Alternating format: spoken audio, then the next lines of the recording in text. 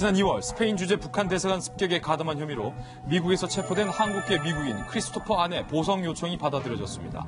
미국 법원이 100만 달러의 보석금을 내면 풀려날 수 있다고 판결한 건데 도주 우려가 있다는 검찰 측의 반대에도 판사는 북한이 안 씨의 생명을 위협하고 있다는 것을 FBI가 확인했다. 그는 북한 독재 정권의 명백한 살해 표적이라며 보석 허가 사유를 설명했습니다. 이에 애초에 그가 체포된 것 또한 일시적으로 미국 당국이 그를 보호하기 위한 것 아니냐라는 의견에도 무게가 쏠리고 있습니다. 안 씨는 조만간 최종 심리 이후 풀려날 것으로 보이지만 혐의가 벗겨진 것은 아니기 때문에 스페인으로 인도될 가능성은 여전히 남아있는 상태. 한편 리더인 에이드리언 홍창의 행방은 아직도 여전히 파악되지 않고 있습니다. 자, 이 크리스토퍼 안의 석방이 이게 좀 뭔가 심상치 않게 돌아가고 있는 것 같은데 김현 박사님, 애초에 이 스페인 주재 북한 대사관을 습격했던 인물로 크리스토퍼 안의 얼굴이 지금 공개가 된 상황이라서 미국 FBI 검찰이 잡아들였잖아요. 네. 그리고 나서 지금 현재 보석으로 석방이 된다고 하는데 그 이후에도 크리스토퍼 안에 대한 신변 보호 조치를 미국이 아마 담당하지 않을까라는 생각이 듭니다. 이 자유조선에 대해서 어느 정도 실체가 분명히 좀 드러나게 된 측면들이 존재하고 있는 것이고요. 에이드리언 홍창 같은 경우도 지금 여러 차례 이 위협을 가하고 있는 상황이긴 하나 분명하게 사진이 나오고 있는 것처럼 김정남에 대한 말레이시아 암살 이후로 김정남의 아들 바로 이 김한솔에 대해서 신변보호 조치를 반드시 필요하다고 얘기를 했는데 결국 그를 구출해냈던 것이 자유조선이게 확실해지지 않았습니까?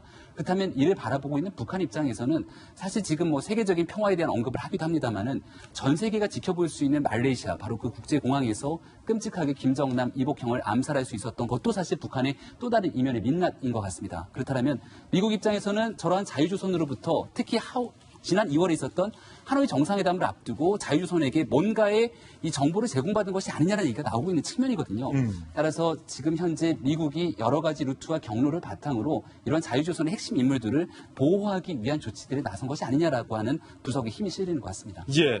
그런데 만약에 또 보호하기 위해서, 그러니까 판사는 김명주 의원님, 북한이 암살할 가능성이 크다라고 해서 보석을 허가했는데 보석금이 좀 너무 커요. 11억.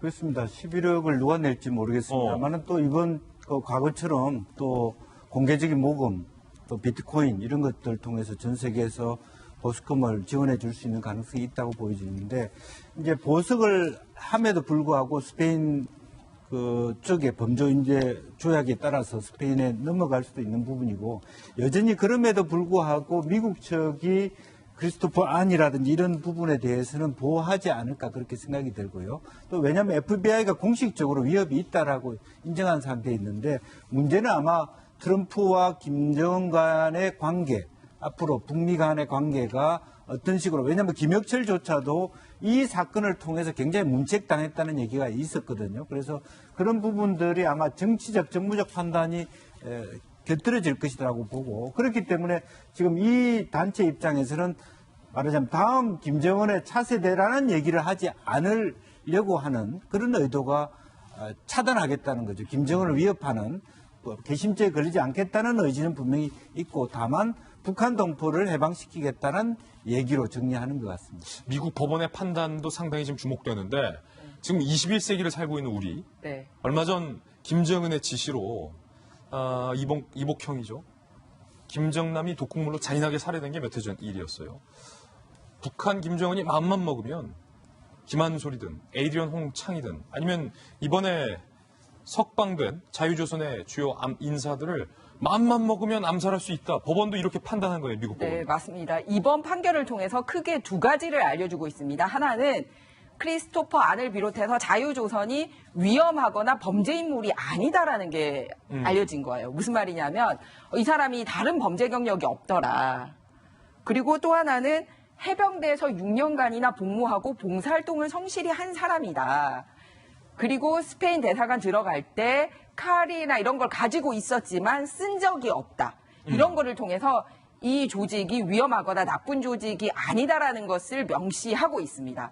또 한 부분은 뭐냐면 북한으로부터 위협을 당하고 있다는 부분을 확실히 한 점입니다. 뭐냐면 우리가 FBI가 그런 보고가 있었지만 그것이 법원이 그거를 인용했다라는 거거든요. 북한으로부터 위협을 받고 있다라는 거를 우리가 확인했다라고 얘기하는 거하고 독재국가라고 표현을 했습니다. 북한을.